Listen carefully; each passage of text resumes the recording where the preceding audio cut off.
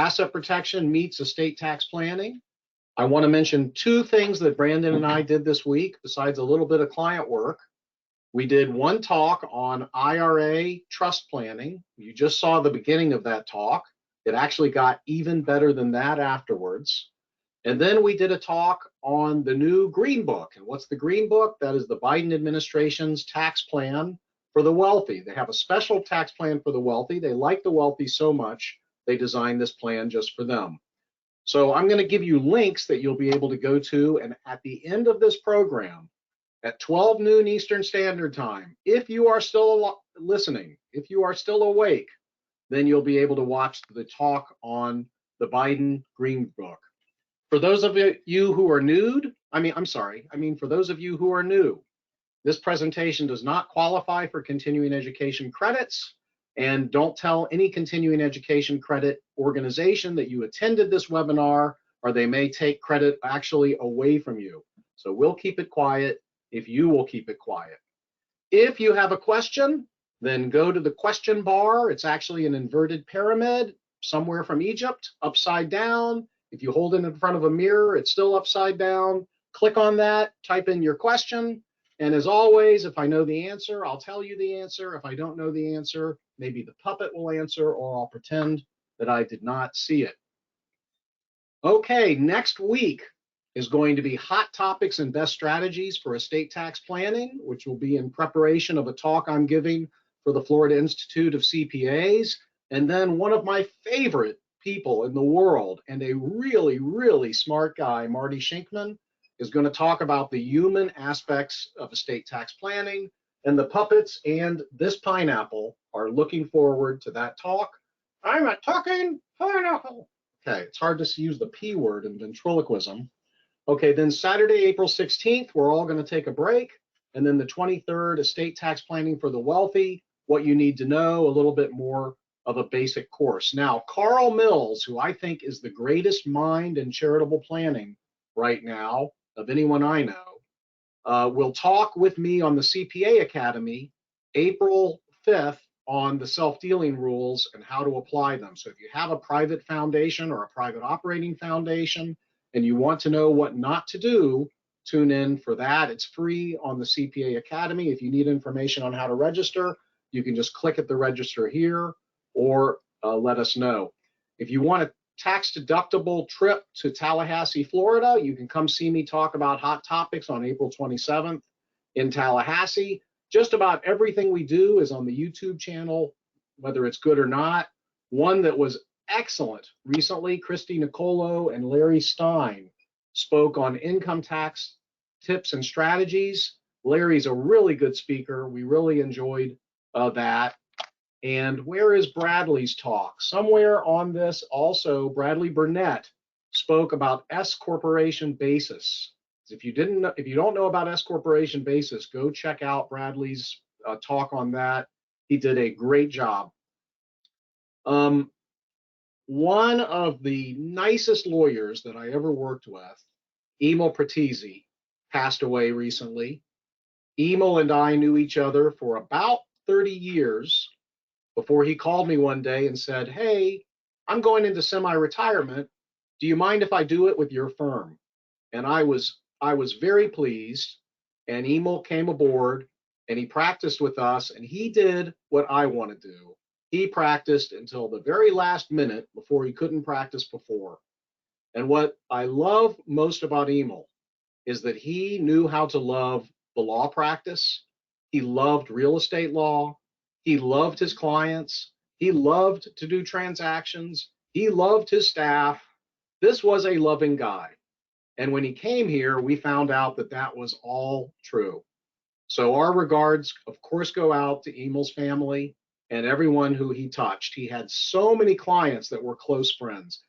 He would have a list of 47 clients, and he'd have to tell you about every friendship and every trip they took. He was just a great guy and a great example who I will never forget. Then don't forget to check out our Amazon channel. We're always looking for ideas for our books. We've got Gassman Markham on Florida and federal asset protection law, what advisors need to know about bankruptcy. And we just marked this down to 995, planning and ownership of IRA and pension accounts. We're in the process of updating this book, but it does cover the Secure Act. So if you want to watch the IRA talk, you can click here. If you want to watch the Green Book talk, you can click here, or you can wait until 5 o'clock, until noon. And thank you for sitting through that shameful self-promotion. Now, we talk about estate tax planning and creditor protection planning, and we have a lot of laymen here.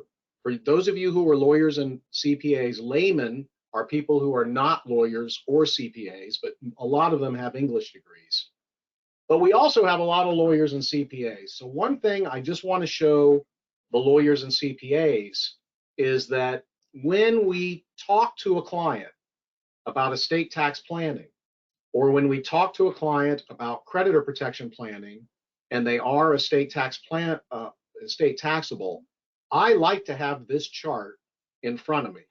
And it takes about, I would say, 30 minutes to make this chart because it's age-based. But you have Fred Flintstone here. He is 66 years old. Wilma is also 66 years old. Now, I don't know how long Dino the dinosaur lives, so I was not able to do one of these for Dino. But this was in January of 2021, and look how low the interest rates were. For this client, we were able to do a 25-year promissory note from the trust for his children to him at only 1.36%. So those assets are going to grow much faster than 1.36% based upon the track record.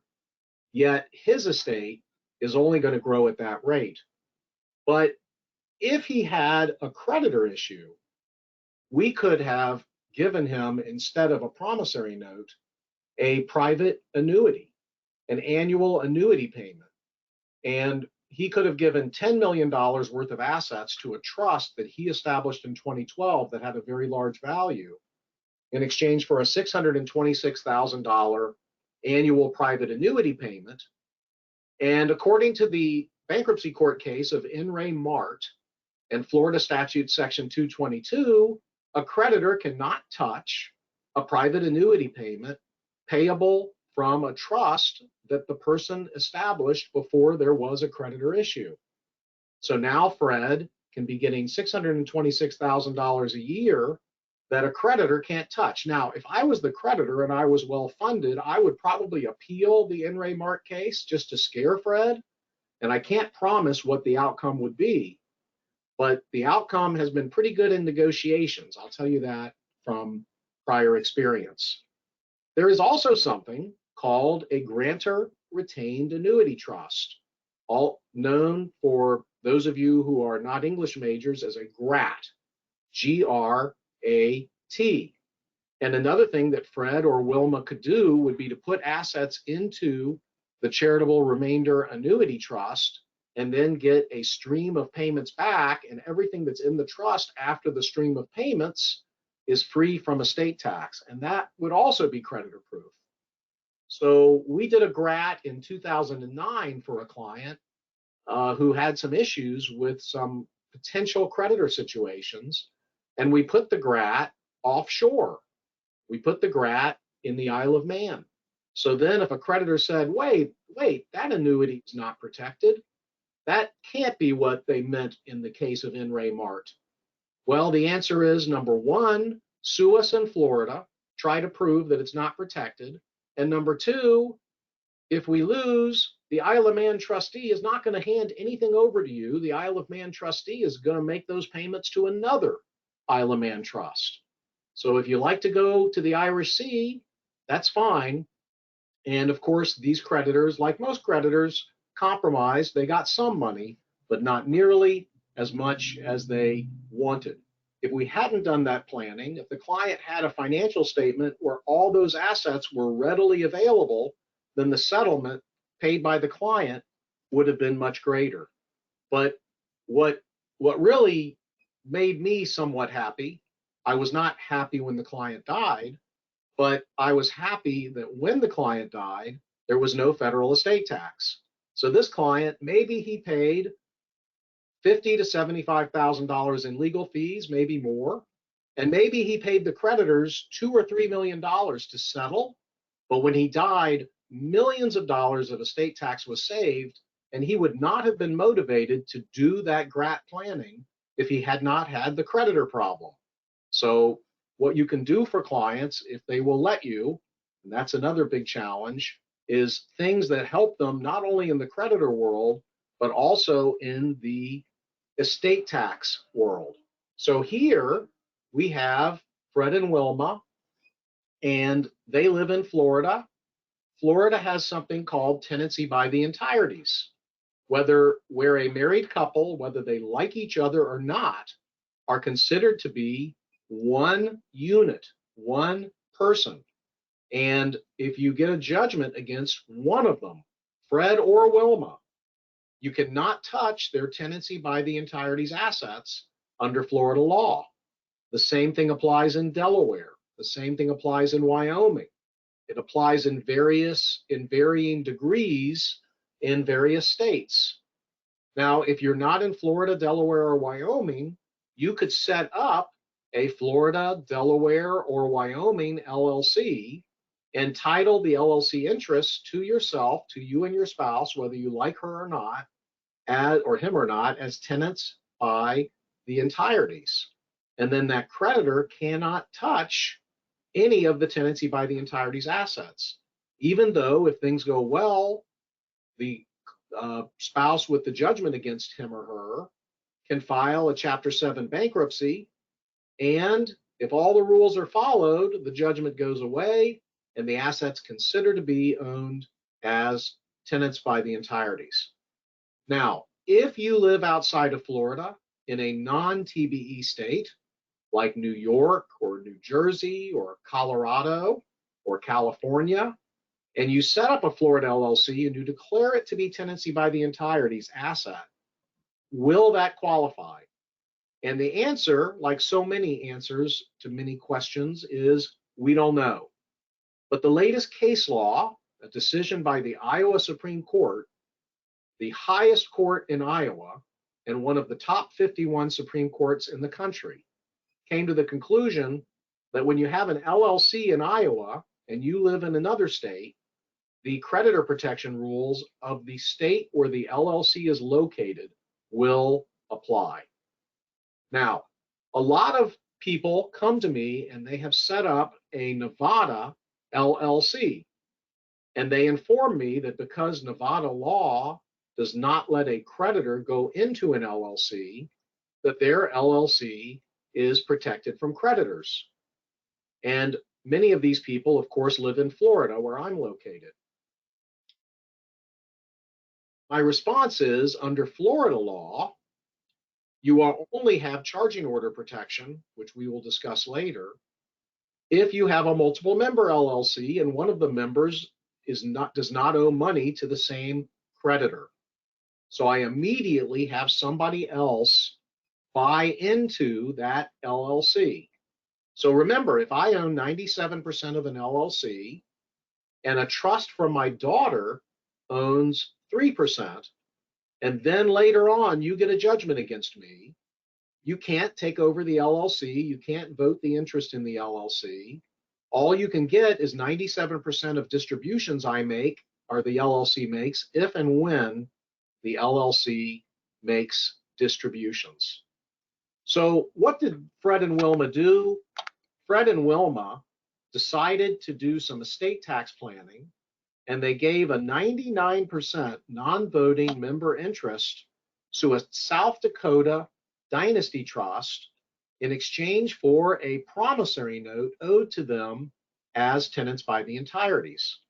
So now if NewCo is worth $10 million, 99% non-voting member interest in NewCo is worth about $7.5 million.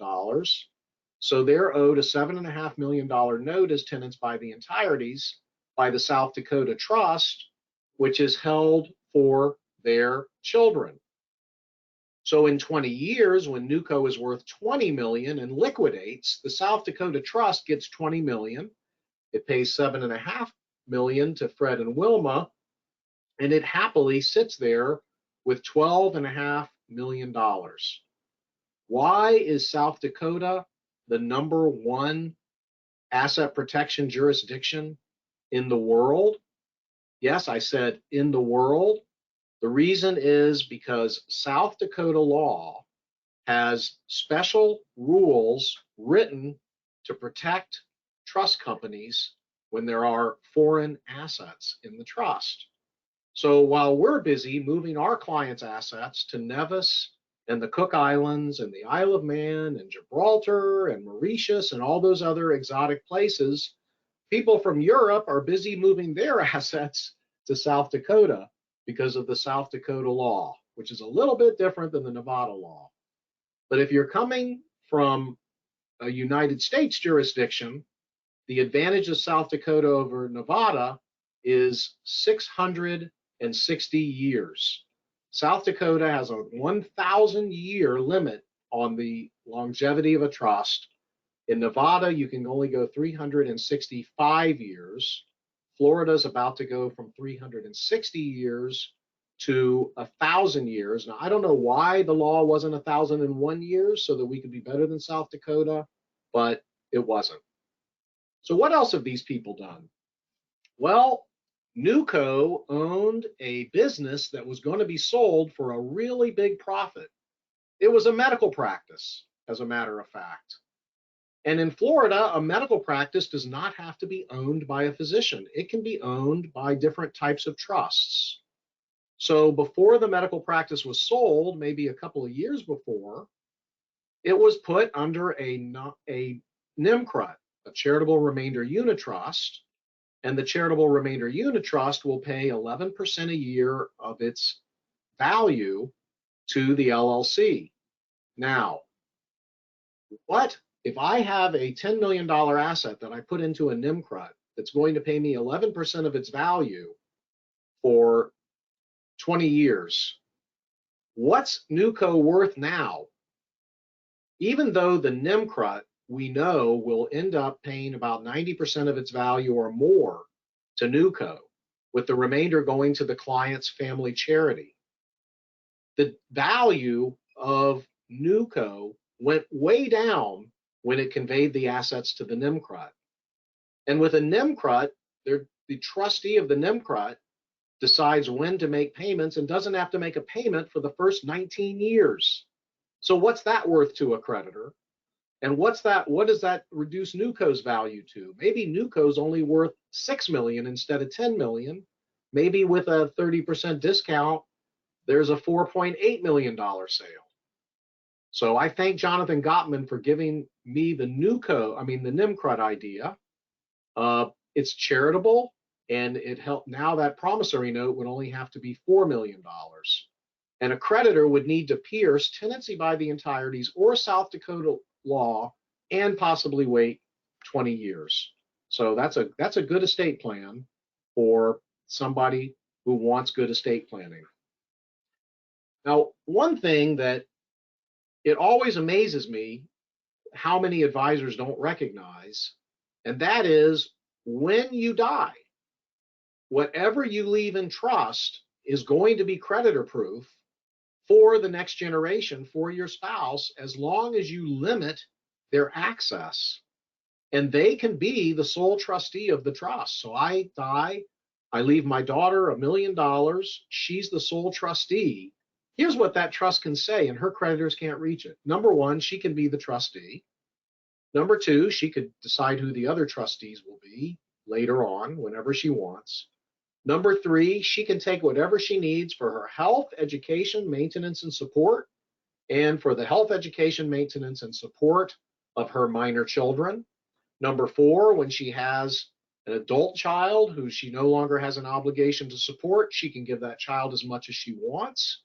And number five, she can appoint any person on the face of the earth not related to her and not employed by her to be a trustee, and that person can have the authority to give her all the assets in the trust. So she could just call her best friend on the phone and say, would you please sign this document which says that I will get all the assets out of this trust And then will you please sign this document saying that you accept being trustee? Thank you very much. Now I'll take all the assets out of the trust. Nevertheless, her creditors cannot reach that trust. And if the trust is properly drafted, it will not be subject to federal estate tax at her level. So all these documents that say, when my child reaches age 30, give her half the assets so that her husband can take them and lose them. When she's 40, give her the rest of the assets so that her children can take them and lose them. No, no, no, no, no. Much safer to provide that she will be the trustee, can only get what she needs for health, education, maintenance, and support, can direct where it goes when she dies. That is an asset protection trust. So if you love your parents, please ask them to do this. If you don't love your parents, you could still ask them to do this. It's a very good creditor protection move. Okay, I have other creditor protection arrangement slides here that I might come back to. Time is running short here. Thank you for the questions I've got so far. One of them from David. David thought that TBE protection was for real estate only. Well, that is true in many states. Many states have tenancy by the entireties protection only for your homestead, or they have it for direct ownership of real estate only. But Florida, Delaware, and Wyoming have what we call pure TBE protection. Any asset can be a tenancy by the entireties asset, notwithstanding that a well-respected judge in the Middle District of Florida, Judge Gentleman, keeps writing decisions that say that you can't have a joint trust protected as tenancy by the entireties. She just hasn't read my joint trust yet. But you do have to be careful in the joint trust arena. So, page 21, I've got a client with a number of businesses, and he would like to keep those businesses. He does not have any potential creditor situations, but you never know what might happen in the future. So I'm always going to use an LLC when I can, and I'm always going to splinter the ownership of the LLC. And what do I mean by splinter the ownership? I mean, I'm always going to have a very safe, non-controversial person or trust, a true blue person or trust, own at least a very small piece of the LLC, because I want to have multiple members. I want to have charging order protection. And if I put this small piece in a Nevis trust or under some sort of a strange situation, the judge may be skeptical. So I'm going to set up that LLC. I'm going to have part ownership by a trust for legitimate beneficiaries who I'm already taking care of. That could be my children, my nephews, my nieces, my church, my synagogue, my parents. And it's just going to be a simple little trust. And I typically give it 0.5% voting and 2.5% non-voting. And why 3%? I don't know. I think it sounds good. It sounds like it's material. And I give half the voting rights so that even if a court gave a creditor the other interest in the LLC, the creditor would never be able to control the voting rights, and my client would be the manager and would not be replaceable. Okay, so then I'm going to let 0.5% voting stay with my client in his or her revocable trust, which is invadable by creditors. A revocable trust may avoid probate, may avoid guardianship, may avoid lawyers being destitute because we get to charge money to do living trusts, but it does not avoid creditors of the client. And then I'm going to have this client sell a 97% non-voting member interest. Remember, NV, non-voting, it's not North Virginia. Non-voting member interest to the client, from the client in exchange for a note. And he's going to put that note into a complete gift trust. So in Nevada, I have I have a complete gift trust, And in offshore, I have an incomplete trust, so I have to fix this chart. So sorry. And now a creditor is going to have to really get through a couple of layers here. They're going to have to get through my trust, and they're going to have to get through a Nevis LLC. Now, Nevis and St. Kitts are two islands just about adjoining. They look like Siamese twins. They're south of Puerto Rico. Alexander Hamilton lived there, and it's a very nice jurisdiction. One of the reasons it's a nice jurisdiction is it's a member of the British Commonwealth and has been very well respected financially for, I believe, its entire existence. And it has a very interesting LLC statute, which says that if you try to challenge a Nevis trust in a Nevis LLC, you have to put $100,000 into the court registry of the country of Nevis before you can even file your lawsuit, and that money is used by the defendant if they win the lawsuit. So a Nevis LLC is going to be a little bit more protective than a Wyoming, Florida, or Delaware LLC, although it's going to look a lot more aggressive. So if you're doing this when the water is already a little bit, the waves are kind of high on your boat, you may want to start with a Florida. Now, Nevis does not recognize tenancy by the entireties, but this client is not married and glad of it. So if the client was married and we wanted tenancy by the entireties protection, then we could set up a Wyoming, Florida, or Delaware LLC and have it owned as tenants by the entireties and have it own the Nevis LLC and have a trust for the client's children own a small part of the Nevis LLC. So now they've got a breakthrough charging order protection of the Wyoming LLC, tenancy by the entireties, and then if they can break through that, they've got to break through the Nevis LLC. It's not a cakewalk because once a creditor gets a charging order, you can't take anything out for your sole benefit. But if you have one spouse who's a neurosurgeon, the other is a soccer coach, and you have them own the LLC in Wyoming, TBE, which owns the Nevis LLC, that's going to be pretty well protected.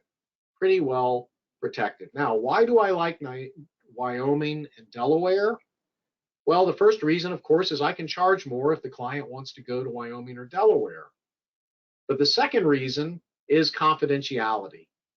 If you Google the name of anybody in the United States and anyone in Florida who has a company, just Google their name and the word Sunbiz, S-U-N-B-I-Z. Google takes you directly to the Florida Secretary of State website. Directly, all you click one more time and you'll see all the information on their LLC, and you're required to disclose the managers, not the owners, but the managers. So if they have a Florida LLC, because it's a Florida business, we'll have a Wyoming LLC be the manager. So when you go to search that person's name, it doesn't come up. And then when you search the company, it shows you it's managed by a Wyoming LLC. And then Wyoming doesn't tell you who the manager is. We like Wyoming because they are very modern and they are very friendly. When you call them on the phone, they answer it and they help you, and they're a lot less expensive than Delaware. Delaware is more difficult to work with, much more expensive as far as filing fees, and answering the phone is not something that they do very well at the Delaware Secretary of State. So, I think that's why George Washington left Delaware. He crossed the Potomac because he just could not get the corporate filings going right. In the District of Columbia, he was able to get them going. So let's go now to the beginning of the presentation. Here's what I wanted to cover, and I have 31 minutes to cover it all. So obviously, you'll be reading a little bit, and there's more asset protection webinars on our website. If you've seen a lot of our webinars, then you probably have poor taste in webinars, but you've also probably seen these stories. Now, if I go to Google today and I write down and I Google highest jury verdicts, You will see these come up for 2022, 2021, 2020. Here, because a hypodermic needle was uh, thrown on the parking lot at Target, no employee of Target picked it up. So instead, a little girl picked it up. As a result of this, her mother had to get rabies shots and had an adverse reaction. Now, Target only offered $12,000. I'm sorry, Target offered $750 to settle, $750 to settle the morning of the trial. The people offered $12,000. The jury awarded $4.6 million. So you think that your $1 million umbrella is going to protect you? I think not. Here's $148 million. In the rain, the bus stop fell on her. So especially if you're a contractor and you've built 50 buildings, here's $46 million, because when you open the dresser door, you should have known that it was going to fall down if people put too much in there. That's $46 million. This was an expensive pizza, $10.8 million. So we want to go ahead and get these things squared away. I'm going to skip some of the fundamental materials, other than to tell the layman out here that you should have a chart like this so that you understand what happened to that chart. Gosh, it disappeared. So that you understand what your trusts are, where they are, and what they own, and how this impacts the estate tax, and how this impacts your federal estate tax planning. Because things in these trusts are not protected from creditors. Tenancy by the entireties is, but only until one spouse dies. But things you put into irrevocable trust for your children, or that one spouse puts into a trust for another spouse, will be creditor protected. And that's the magic of the spousal limited access trust. So we go into a lot of slides here on how to allocate assets. This is pretty common. A married couple comes to us and everything's joint, but Fred is the brain surgeon and Wilma is the soccer coach. So if Wilma dies, Fred could lose everything because tenancy by the entireties would no longer apply. And Wilma would like to protect Dino the dinosaur and the children. So they set up the Flintstone Gifting Trust, and they put 20% of their family LLC into that gifting trust. And that's just for the children. That'll pay their educational expenses and will buy the children a home. And the clients can visit the children and live in the home. Maybe, maybe not. Depends on whether they're still getting along with the children.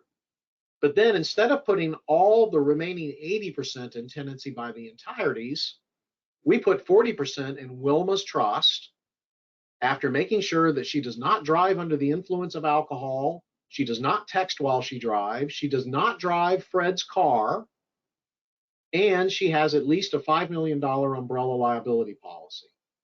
Now, if Wilma dies first, 60% of the assets are locked up, 20% for the children, 40% for Fred and the children. So now Fred's 40% would be protected under the charging order protection statutes, and Fred might later prepare and fund a Nevada creditor protection trust.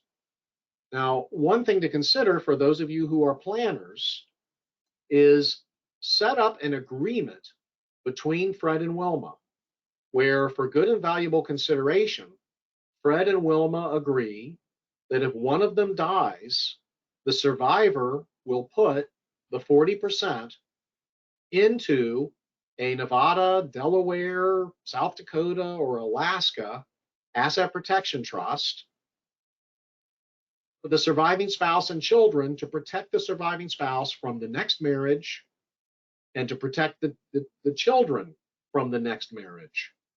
Now, even if Fred's being sued for malpractice at the time that Wilma dies, the fact that there's a binding agreement with Wilma that requires him to fund the trust would hopefully be sufficient to overcome what's called the fraudulent transfer risk. So you may have the most beautiful trust in the world, and you may have the most beautiful LLCs in the world. You can send me pictures of them and you can let me read them.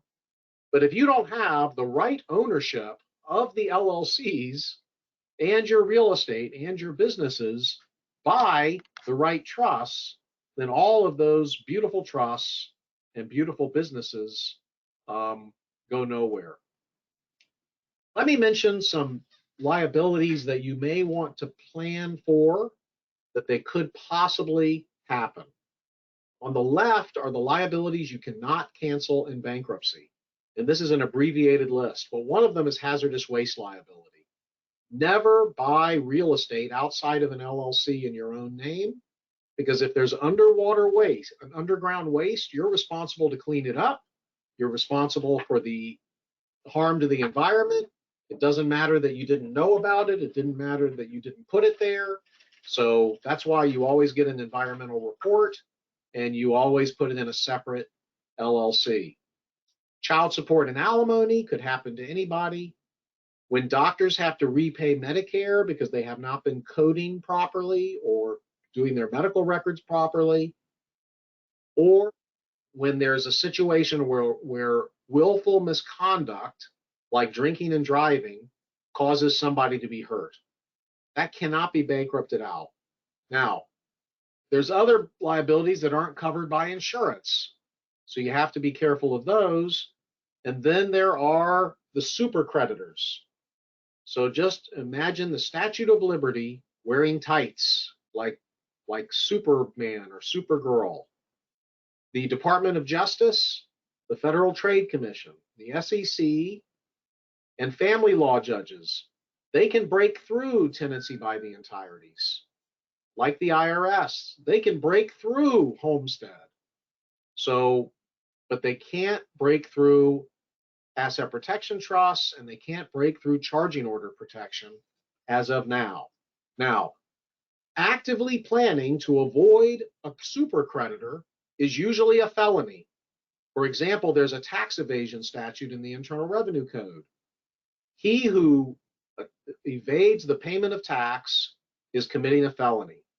So if you know the IRS is out there, you owe them money, and you are making creditor protection moves, you are opening yourself up to a potential charge of tax evasion. When I'm not sure whether a client has fully paid the IRS or not, and I prepare an asset protection trust, I put a provision in that trust, which is called a Jones Clause, named after somebody named Jones, which says that the IRS will be paid out of this trust. To the extent that I happen to owe any money to the IRS, as of the day I fund this trust, the IRS will be paid out of this trust if I cannot pay the IRS. Now that's to protect me as the drafter, the trust company, and the client from a possible charge of tax evasion. Please pay the IRS. First of all, I live here in the United States, so I would appreciate any and all funding that our government can get. But secondly, if you make a transfer that is determined to be for the purposes of avoiding a creditor, and at the time you made the transfer, the IRS was one of the creditors, then even though a week later you actually pay the IRS, if you file bankruptcy within 9 years, yes, I said 9 years, then any creditor can undo your fraudulent transfer. So please always pay the IRS first. There was a recent court case, a federal court case. The executive officer of a company did not pay the payroll taxes to the IRS. She paid the other creditors. Then she got a notice from the IRS, where's our money? What did she do? She dug a deeper hole. She went to her 401k and said, I need to borrow money from my 401k. I need a hardship withdrawal because if I don't get it, somebody's going to take my house away. So the 401k custodian gave her the money. She paid the IRS. The 401k custodian turned her into the FBI. The FBI showed up at her office, and what did she do? Of course, she lied. So she just got a 3-year sentence, and I believe it was only about $80,000. So be very careful out there. Clients will come in very nonchalantly and say, well, I didn't have the money, so I took it out of the employee's pay, and then I didn't give it to the IRS. Shame on you. Find another thing to do than to ever not pay the IRS what they are legitimately owed. Okay, what should we cover next? We've got about 20 minutes here. I have some checklists for you. Oh, by the way, if you're a lawyer in Connecticut or California, then you are violating ethical rules by explaining to clients how they can avoid creditors. The Florida bar has a different approach. The Florida rules boil down to there's a duty to tell a client how creditor law works, and a lawyer who assists a client to avoid a creditor is not doing anything unethical as long as there is no super creditor involved, and as long as there's no fraud or deceit. Simply a matter of, well, you know, you owe the bank $1 million. I see you have $1 million here. Why don't you go ahead and put it in this home and move into the home right away? Because Florida's fraudulent transfer statute doesn't apply to homestead. And let me help you. Here, I'll go to the bank with you. I'll help you get the money. I'll help you buy the home. Okay, great. Well, that's what a lawyer gets paid to do. On the other hand, if this client lives in California or Connecticut, while the Florida lawyer is giving the advice, there may be an issue. So they need to move down to the Sunshine State first, or wherever they're going to go. So I have an asset protection checklist here of the many types of asset protection strategies, and one of them is liability insulation. How many times are you asking your client, well, I see you use a trucking company to deliver your produce. Would you like me to review the agreement with the trucking company to try to insulate you from liability? Does your insurance carrier know that you always use the same trucking company? Do they know that your logo is on the darn trucks? Okay. Are you going to have an employee party? Are you going to hire a restaurant to come in and serve the liquor? And do they have a dram shop contract? Or are you going to have this party with alcohol at your own office so that if somebody gets killed as the result of an accident, you're going to get sued? Are you selling products to people who could disclaim liability? You'll be so surprised when you read your clients' contracts with third parties, how unprotected they are and how easy it is to insert clauses that will help to protect them. Okay, what can we do next? Here are the community property states. They are in red, not because they're embarrassed or they eat a lot of red meat. That's just whoever made this chart made them red. In a community property state, or at least in most of them, if you have a judgment against one spouse, then you can reach all of the community property.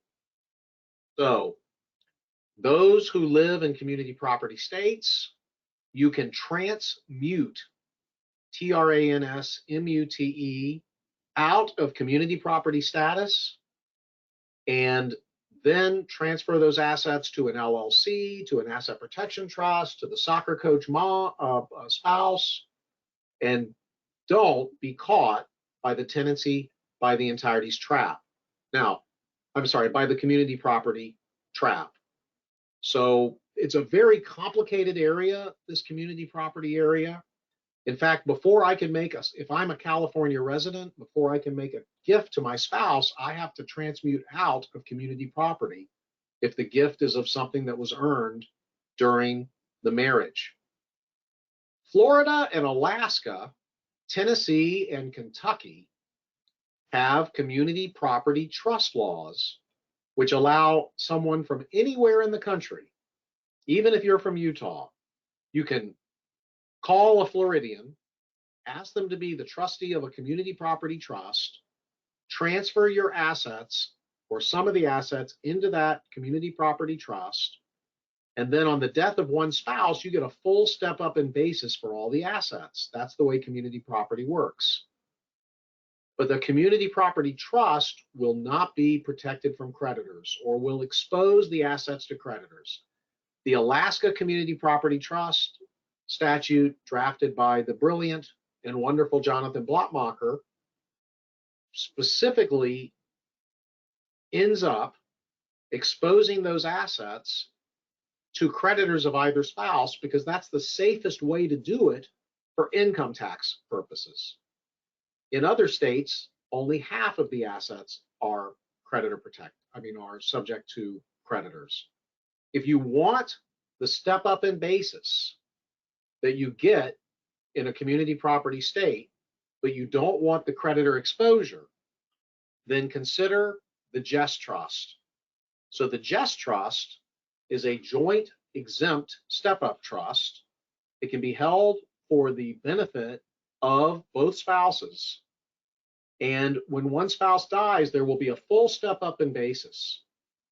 So as opposed to community property, which would be owned equally by spouse one and spouse two, and would get a full new fair market value income tax basis and assets if either of them died, we could put a Just Trust in place and have spouse one, the neurosurgeon, own 1%, spouse two owns 99%. If spouse one gets sued, then they can only take 1%. But if either spouse dies under the Just Trust, it is drafted to get a full step up in income tax basis on the first death. And then the Just Trust can own an LLC, and the LLC can be partly owned by a trust for the descendants. So even if spouse two gets sued, the Just Trust, the 99% interest in the Just Trust that a creditor could reach, would be subject to charging order protection, plus the Just Trust could be placed in an asset protection jurisdiction that protects revocable trusts, such as Belize, which has the second largest diving reef in the world and is absolutely beautiful. So just food for thought. Here is Howard Zaritsky's summary of the Just Trust beginning on page 70. The day he gave that summary was the happiest day of my life. Okay, now we go to item one. See, I'm a little bit behind here with 12 minutes left. Firewall protection. So always remember that if you have two or three things going on, put them in two or three different LLCs and then spread out the ownership. And if you have a business going on, take the intellectual property, the patents and the trademarks, put them in a separate company. So if your operating company ever gets sued, you could restart with the same formulas, the same molds, the same patterns, maybe even the same name, without the creditor attaching the value of those assets. And a lot of times, clients and even advisors think that you're stuck with all these multiple assets in the same company, because if you pull them out, you'll trigger income tax, but not so much if you do an F reorganization, and then you can set up multiple subsidiaries with the business operations separated from the most valuable assets. And then you can simply have these subsidiary companies owe money to the parent company. And that we call equity stripping. And we'll talk more about that later, preferably in a hot tub. Okay, if you have a family limited partnership or a family LLC and it's doing different things, then perhaps it should own separate LLCs that do these separate things, so that if one activity or investment causes a large liability, it will be limited at the LLC level. Now, a lot of CPAs think that if an LLC is disregarded for income tax purposes or is a flow-through entity taxed as a partnership or an S corporation, that it will not stop liability. But it will, in fact, stop liability. Now, the words "in fact" are only for emphasis. They don't actually say anything. It will stop liability. So here, what about the hedge fund that turns out to be a Ponzi scheme, and the client gets sued because he got more than his share of the Ponzi payout in the last 6 years before the Ponzi scheme was discovered? Oops, put that in a separate LLC. What about the operating agreement on the real estate deal that says that every member has to guarantee the promissory note and indemnify the other members for their share of the promissory note? Whoops, put that under a separate LLC. What about the client who's loaning money to people to buy rental homes, and then they're moving into the rental homes and he's violating the Dodd-Frank law? Oops, put that into a separate Nevada LLC.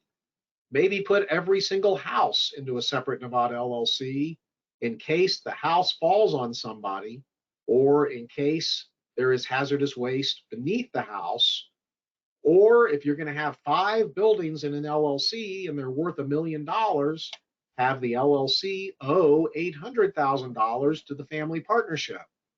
Now someone gets a $10 million judgment against the LLC.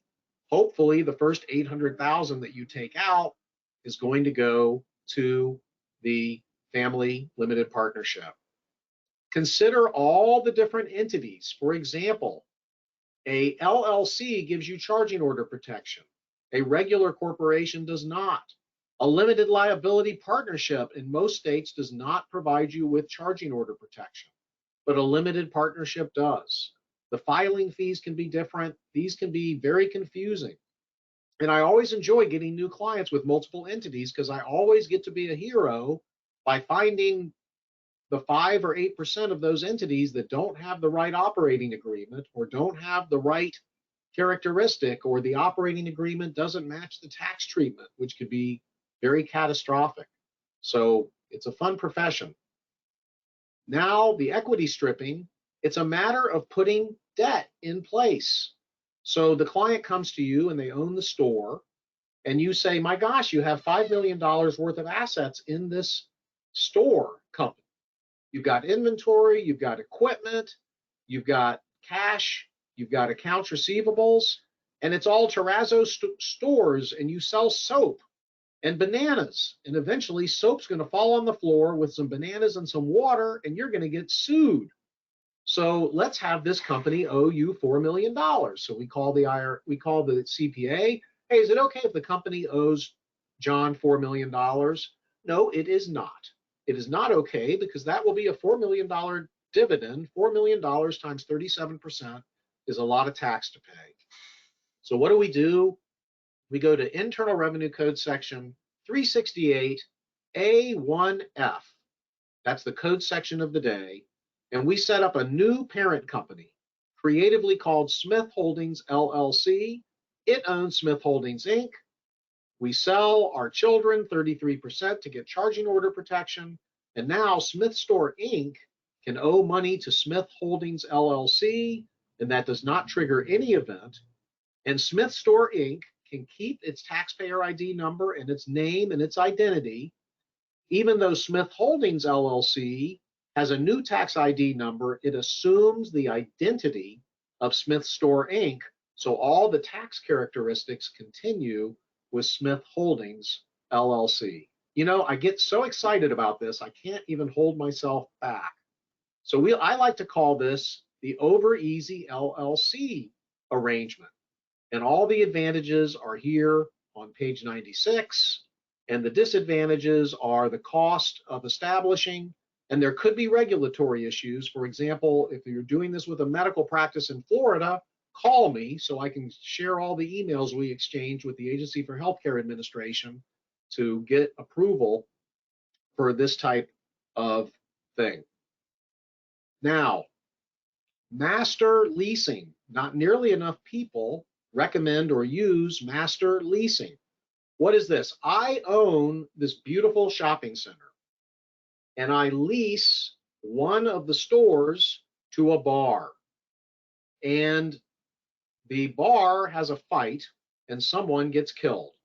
And I get sued because I did not properly police the bar. Now, that's not a good day for me, because they're going to come and take my shopping center. So what do? I put my shopping center into an LLC and I leverage it, and I misspell the word leveraging because that always confuses the client, the creditors, when you misspell some words. Then I give a net lease of the whole shopping center to my son-in-law who operates the shopping center. I never go there ever because I don't want to be sued. My son-in-law borrows $500,000, puts in the lease equipment, and runs the center. His leases are to the end users. Now, the bar has a bar fight. Someone dies. In a deposition, they say to my son-in-law, "Did you know that the bar had fights?" "No, I didn't." "Did you ever notice beer cans and bottles outside of the bar?" "Well, occasionally I did." "Well, wouldn't have that been a hint that the people who go into this bar are very unruly? You should have known that my client was going to get shot in a bar fight." "Okay, I'm so sorry. Take my leasehold improvements." "No, no, no, we're going after your father. He owns the property." "Sorry, he had nothing to do with this. All operational responsibilities and authority came to me as the sublessee." And in most states, the law will bear that up.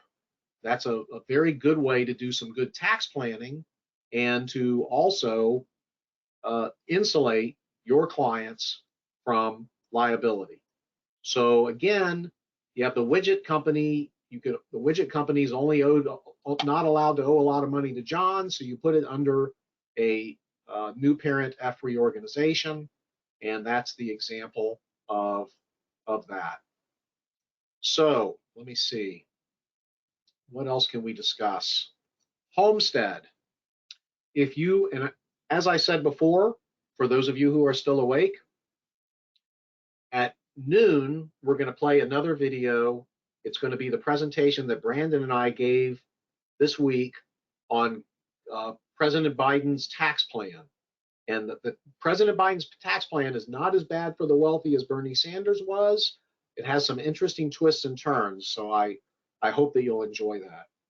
Now, a lot of clients move to Florida, and they have more than half an acre, and their houses are within the city limits.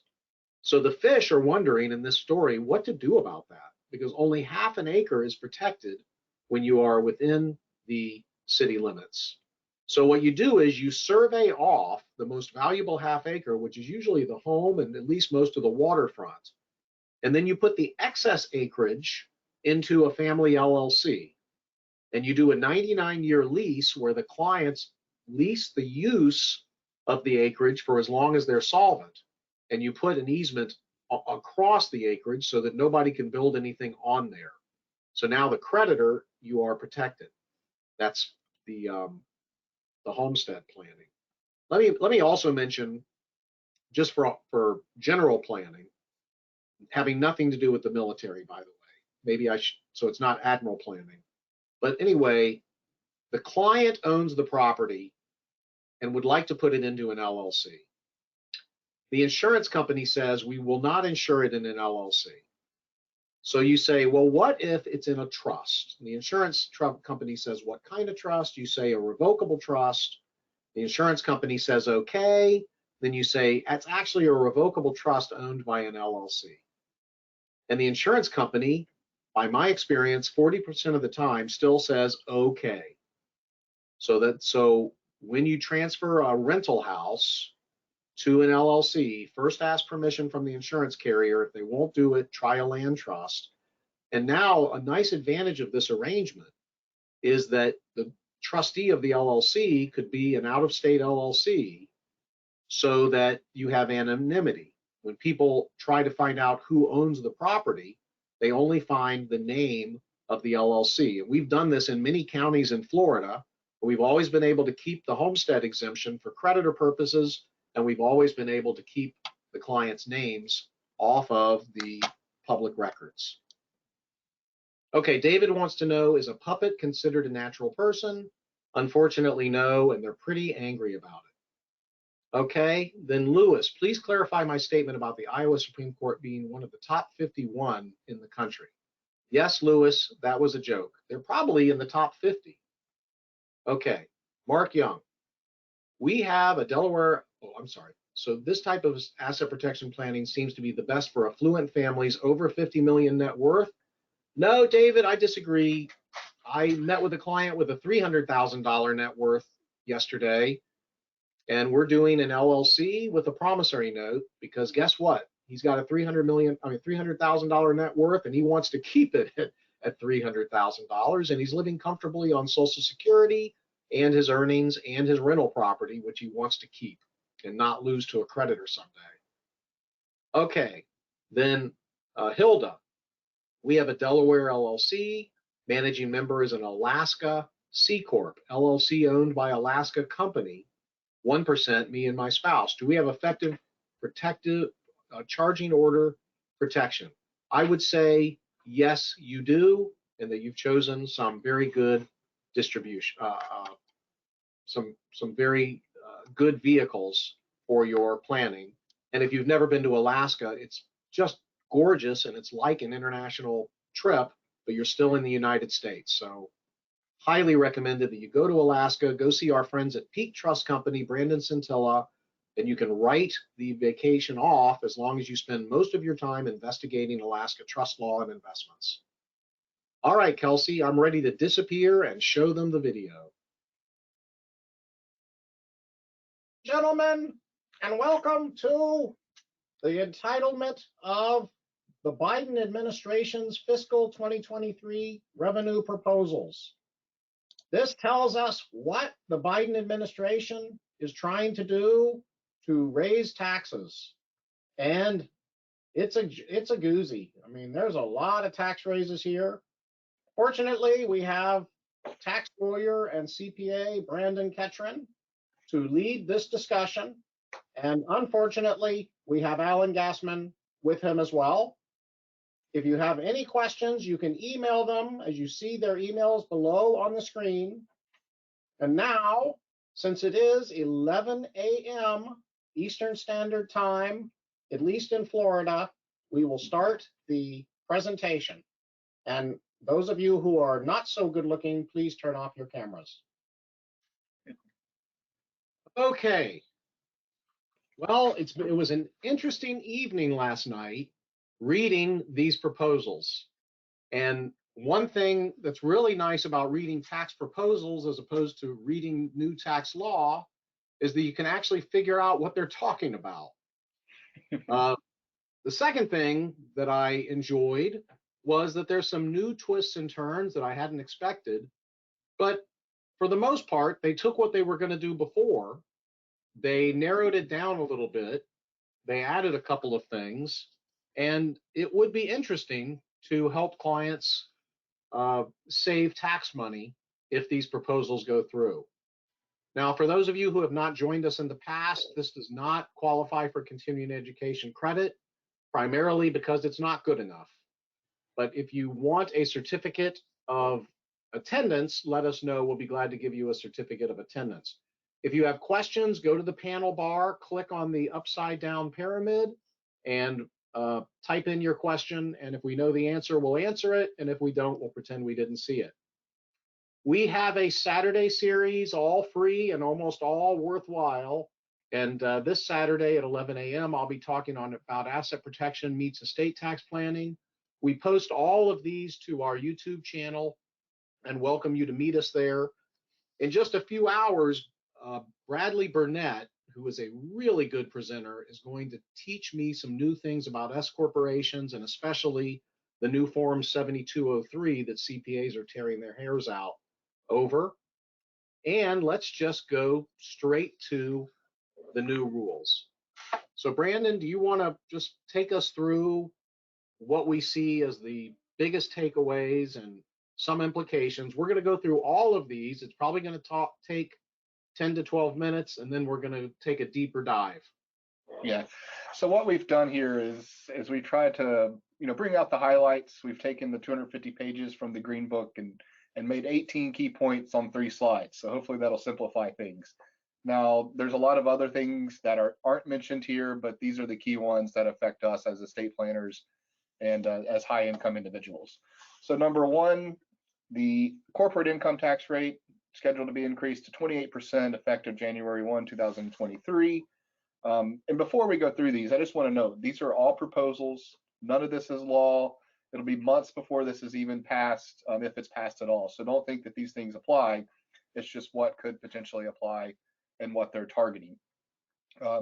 Number two, this was an interesting one, a new business tax credit equal to 10% of certain eligible expenses incurred when bringing back a business to the United States. So if a business is offshore in a foreign jurisdiction, company decides to bring that back to the United States, you would get a tax credit for doing so. So a nice incentive there to bring business back to the United States.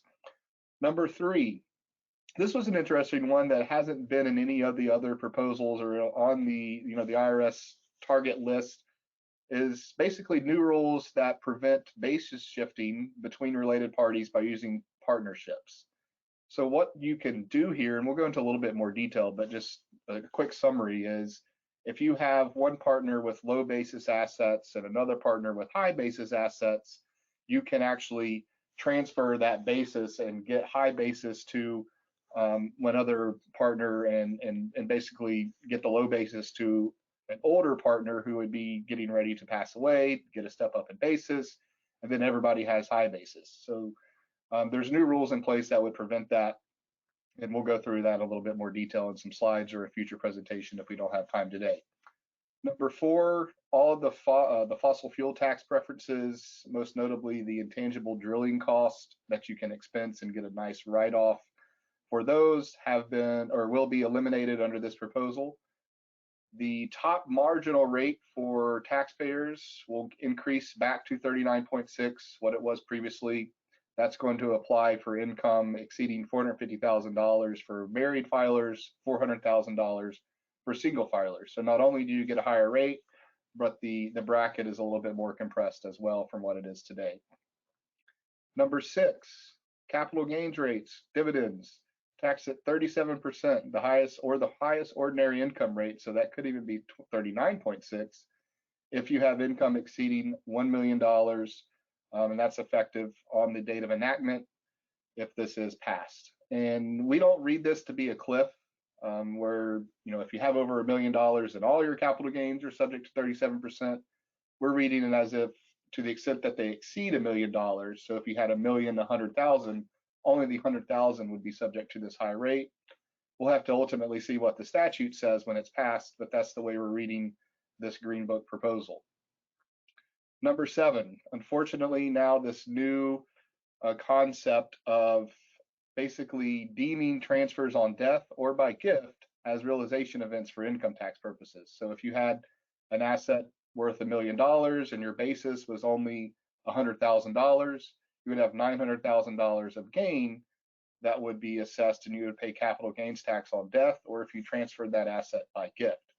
Now, there's certain exceptions for spouses and charities and transfers to those individuals, and then there's an exclusion of up to $5 million.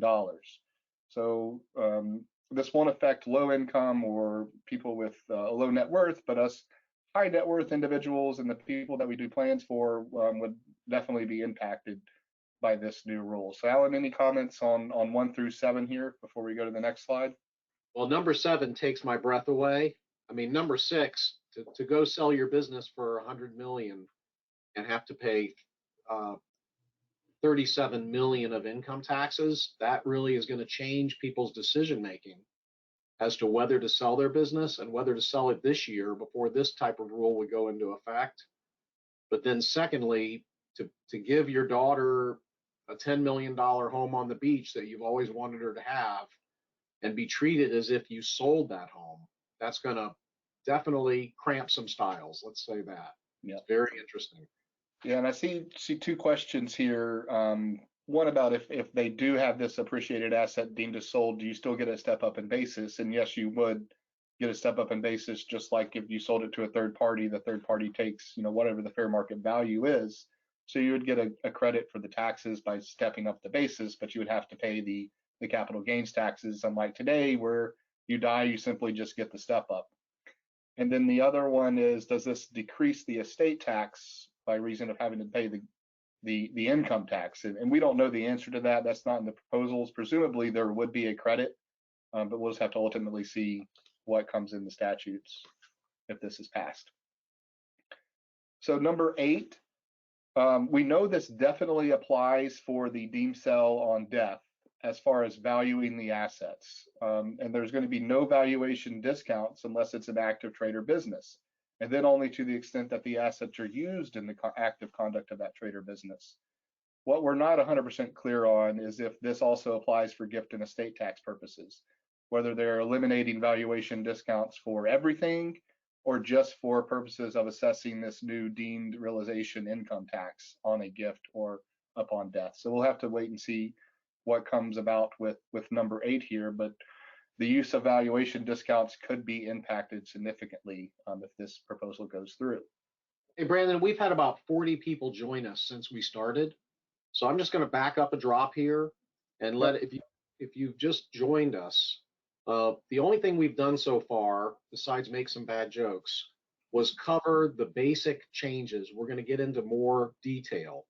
But under number 7 here, if you transfer appreciated assets as a gift to somebody, the law would make you pay a capital gains tax as if you sold it, if you go over a cumulative lifetime amount of 5 million. So that's going to be shocking. And to value what you're giving, you're not going to be able to take valuation discounts. So if I give 49% of $1 million company, I can't say it's worth less than 490,000. Now that valuation discount limitation that Brandon mentioned under number 8 here is only mentioned in the section on this imputed sale on gift. It's not listed in the estate and gift tax discussion, and it's not listed in the $100 million family tax discussion. So we can't be clear on that. So number 9 here, and this is for taxpayers having a net worth of over 100 million. They will be taxed instantly as of January 2023. Net worth over 100 million, great. What if you sold it all today? What would your tax be? Okay, pay us that over the next 10 years in annual payments.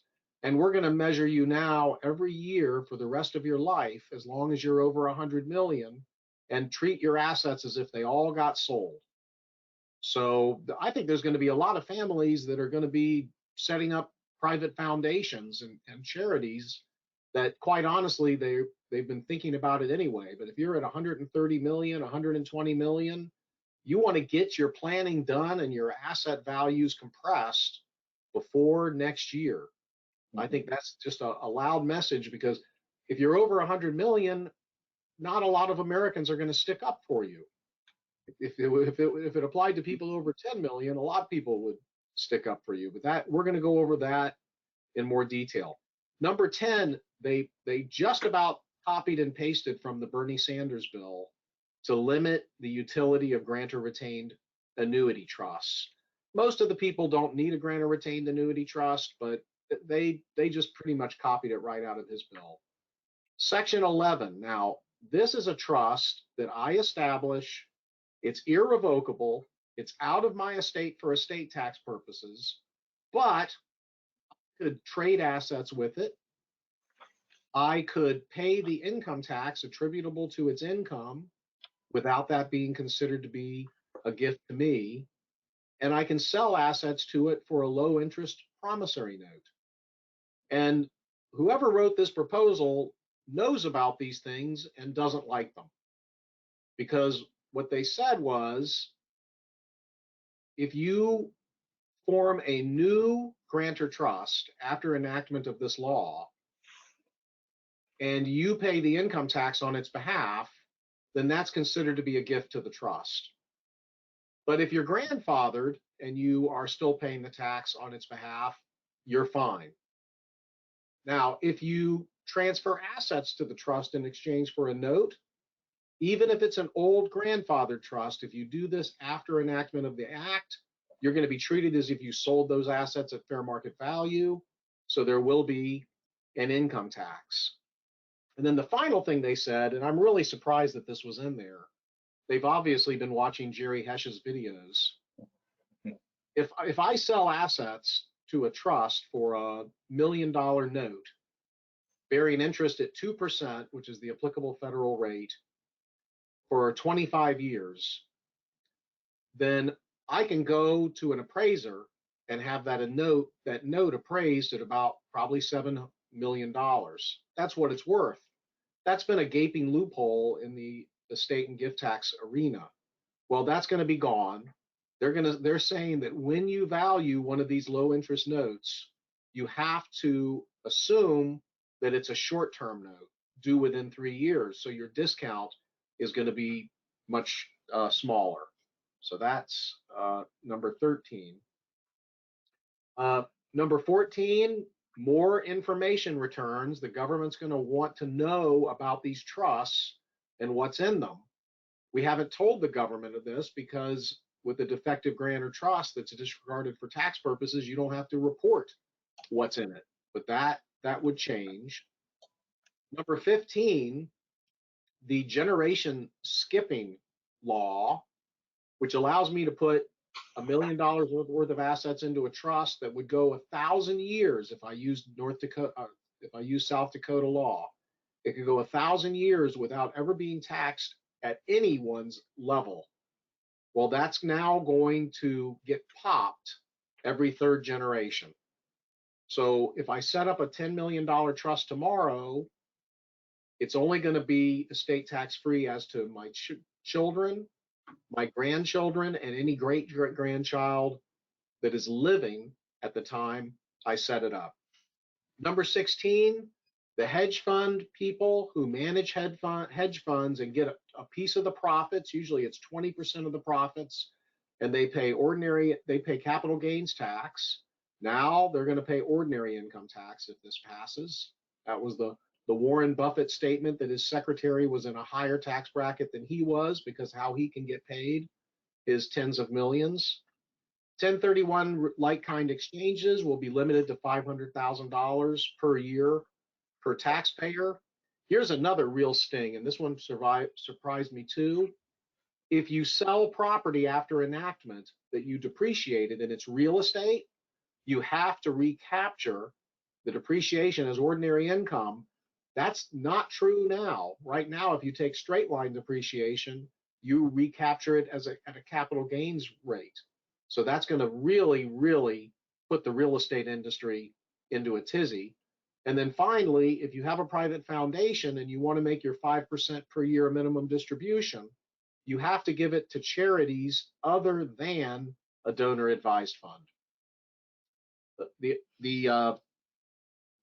20th thing that we'll put down here, which really did shock me, is right now, before you sell a capital gains asset, you can put it in a charitable remainder trust, get a little bit of an income tax deduction, then the charitable remainder trust sells the asset, and you don't pay any income tax until gradually as you get your payments from the charitable remainder trust. Well, that day would be gone. If I sold an asset, if I transferred a $1 million asset to a charitable remainder trust that has a 10% value of remainder to charity, $900,000 value of my annual payments for life, then I'm going to have to pay income tax as if I sold that asset, or as if I sold 9/10 of that asset for $900,000. So they're on to that one, and I think that'll hurt some charities because I don't really think that charitable remainder trusts are abusive, but apparently someone thinks they are. So Brandon, with 14 minutes left for deep discussion, where do you want to go first? Yeah, let's, so I think the tax increases are fairly self-explanatory here. Corporate income tax to 28%. We talked about the long-term capital gains and the adjustment to the marginal rates as well. Let's talk a little bit more about this minimum tax on wealthy individuals. So again, this is people that have net worths over $100 million. as Alan put it, they face this constructive sell tax. So basically all their assets are treated as having been sold on the date of enactment of this statute. Now, fortunately, they do get a repayment period or payment period for this tax over 9 years, since it's a little bit of surprise and shock to those wealthy families. But then after that first year, you're deemed to have sold all your assets again, and then you only have 5 years to pay it. So you get the one-time hit with the 9-year payment plan, and then everything else is over a 5-year payment plan. And just to go into a little bit more detail on it here, these are essentially treated, as you can see on the bottom, and this is language directly from the Green Book on this proposal, is it's essentially treated as a prepayment of the capital gains taxes. So then when you're ultimately would sell the asset that you've already paid this tax on the unrealized gain, you get a credit back for that. So you don't get double tax, but you do basically prepay the tax to the extent that the unrealized appreciation is there. So this will be an interesting one. We'll see where this heads, but a significant impact for wealthy individuals. And Alan, I know you've talked about charitable planning is going to be a huge part of this to get under that $100 million threshold. And I think there's a little bit of a phase out range as well, between 100 and 200 million dollars. So you may play with those numbers as well to try to just stay as low as you can and get underneath this. Yeah, and we're constantly amazed. I mean, there's a lot of tax advisors on this webinar. We're constantly amazed at how often somebody walks into our door and says, well, I really need to get my estate planning done. I've never done a will. Okay, well, what are your assets? Well, about 120 million. Okay, well, if we set up an irrevocable trust for your children and a limited liability company, we could probably get that down to 90 million in about 2 weeks. So those families are going to continue to come out of the woodwork, and or they're going to pay a lot of taxes. And as a fellow taxpayer, I thank them sincerely. All right, so then next we have just again the summary of the estate and gift tax changes, but I wanted to get into a little bit more of the details and the actual language here from the proposals and talk about how this is going to work.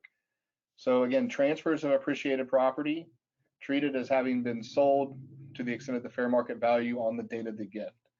And you, as mentioned in the second paragraph down there, that this is valued the same way it's valued for gift and estate tax purposes, but with the following changes. You don't get a discount for partial interest like you do with estate and gift taxes currently, and you only get that discount if it's an active trade or business. So if you put money into a partnership, transfer basically your investment and brokerage accounts in the partnership or a disregarded entity have 99% non-voting, 1% voting. You transfer the non-voting interest, so it's not a controlling interest. Typically, you would get a discount there. Not for this purpose. It's basically a pro rata value of the entire asset. The other time that this could apply is distributions in kind from a trust, transfers of property into a trust, transfers of property by a partnership and other non-corporate entities to the extent that those are deemed to be gifts. And I think that's an important concept too, because I do see one question about transfers into revocable grantor trust and whether that would trigger this rule, and it doesn't, because those aren't deemed to be gifts. This only would apply if it is a transfer to an irrevocable grantor trust that results in a gift, or if you have a transfer from, for example, from an incomplete gift trust that becomes completed, then you would also have this tax triggered as well. And talking a little bit about the exclusions here, again, we mentioned a transfer to a spouse just gets a carryover basis. So it's not a deemed realization event when you transfer assets to your spouse. The basis just carries over like it does today. And then if the spouse would gift that asset to your children, or the spouse passes away and it passes to the children, that's when this is triggered. So you get a deferral there for assets to the spouse. Also, transfers to charity aren't subject to this rule. You get an exclusion there, and then when the charity ultimately sells the asset, it's not subject to income tax either.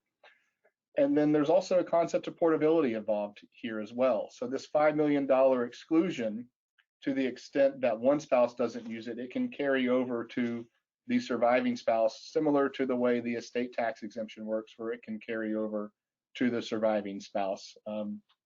It's indexed for inflation, so it does increase, and it's both a lifetime and a at-death exclusion. So if you use $3 million during your lifetime, you would only have $2 million remaining upon your death. And to the extent that the gain exceeds that $2 million, you would be paying capital gains taxes on that transfer.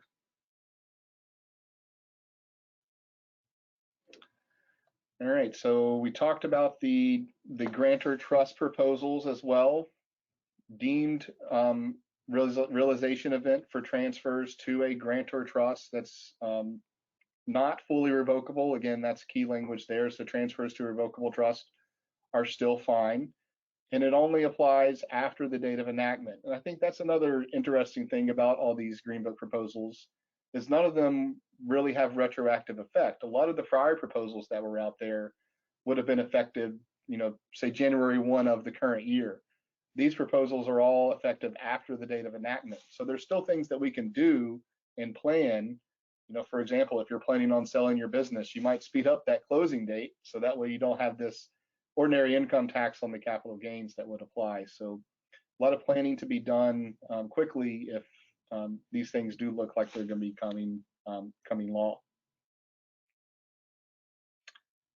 Right, so I just wanted to mention this chart here and what you can still do today and not be subject to any of these rules yet. But this could be severely curtailed if these rules do become effective. And that's our typical installment sale to a defective grantor trust. And we use this plan for most of our clients that are subject to estate taxes, and it does a really nice job of reducing the estate, and then also some other planning that you can do with it as well. So just an example, we have $20 million of assets under this LLC. It's owned 1% by the client's spouse, 49.5% non-voting by the client, and 49.5% non-voting by the client's spouse. Because we're transferring a non-voting interest to this defective grantor trust, there's not going to be an income tax event because the trust is disregarded for income tax purposes, and we can take a discount. So the $10 million of assets roughly that are being transferred might get a discount of, say, 30%. So that's $6,930,000 of assets. You have a note back to the client for that at the applicable federal rate, which is now around 2%. It's increased a little bit since we created this slide. And then the client spouse can do the other thing on the other side. I'll talk briefly about why we have this trust on the right just for descendants only, is because of the reciprocal trust doctrine. We can't have it be for one client creates this trust for their spouse, the other spouse creates a trust for the other. That just doesn't work well for estate tax planning. So what happens at the end of all this? Well, 10 years later, if the assets double in value, we have $20 million of undiscounted assets under this trust, $20 million of assets under this trust, and we only owe around $7 million back to the client. So we've taken their estate from being $40 million only down to $14 million combined, and been able to pass the growth and appreciation to these trust, estate, and gift tax free. Now, these proposals would change a lot about this. Number one, we might lose the discounts. Number two, you would pay income tax on the sale. Number three, while we're paying all the income taxes each year annually, that's going to be considered a further gift to the trust. So this type of planning is great now, but again, these proposals would limit the utility of it. So if you are interested in this type of plan, make sure you're reaching out to the appropriate advisors and getting these things finalized before this would become effective. Alan, any comments on that? No, I think it's just get to your tax lawyer before they're filled up so that you can get the stuff done that you should have done 20 years ago. Yep, I agree. We mentioned GRAT's limited utility if this becomes effective by having this remainder interest having to be valued at greater than 25% or $500,000, and a very long term as well, minimum of 10 years for GRATs. Mostly when we do this with zero remainder interest, so there is no gift. upon formation and for short terms, 2-3 years maybe, and you can do those consecutively as well. And grants work great today if they're appropriate, but would not work great after these proposals. One thing that wasn't mentioned, which was interesting, is no mention of reducing the estate tax exemption, which had been in all of the other proposals. I guess they're just now relying on it scheduled to be going down at 1/2 in 2026 of what it otherwise would be, but there was nothing in there that would reduce it quicker than in 2026. So I thought that was an interesting note as well.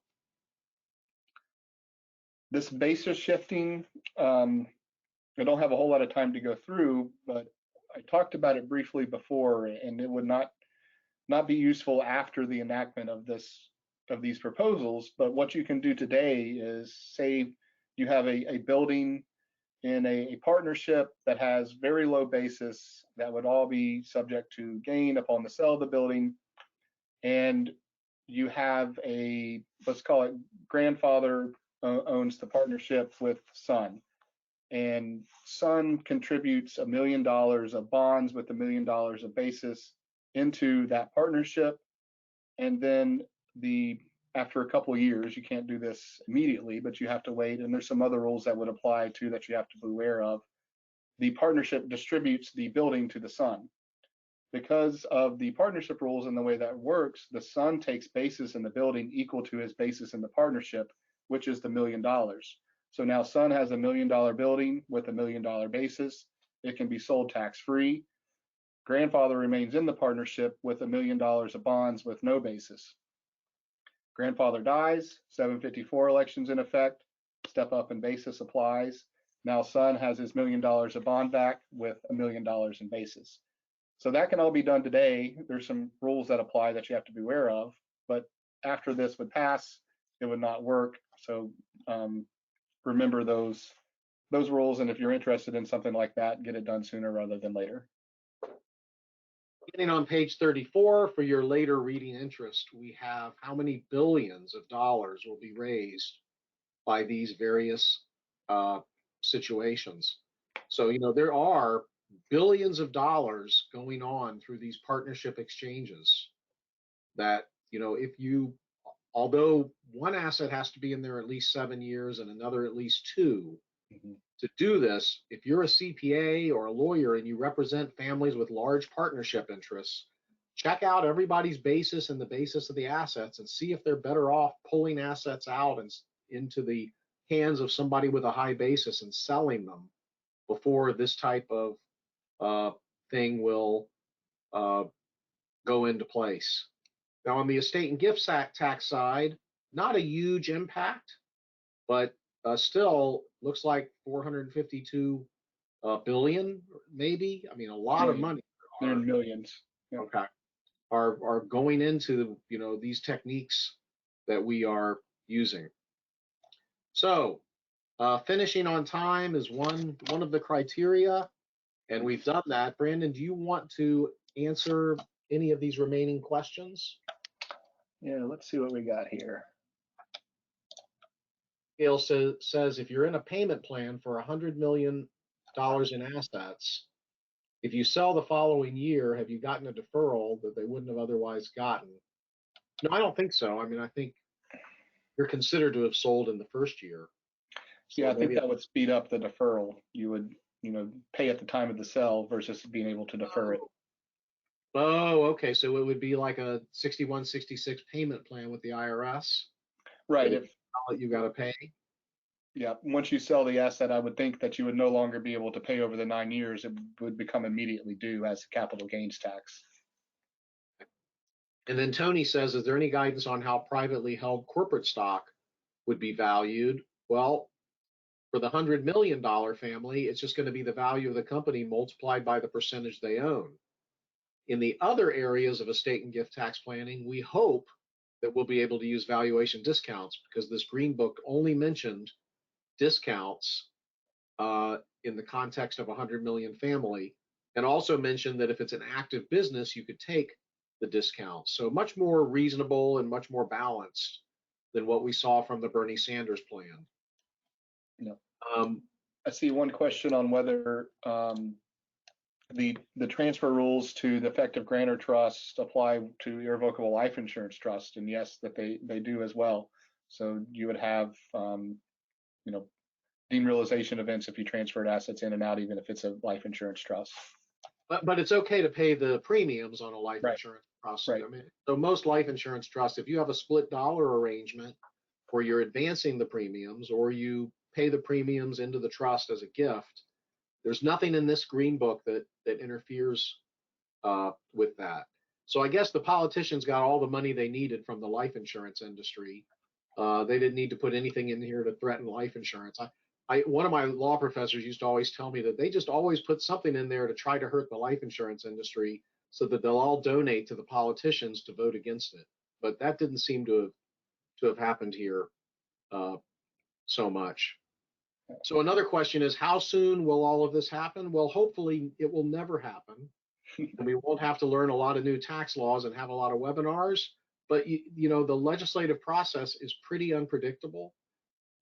In my opinion, this isn't going to happen unless Democrats win more seats in the midterm elections. But this would be their blueprint that I would expect for them to follow if they do.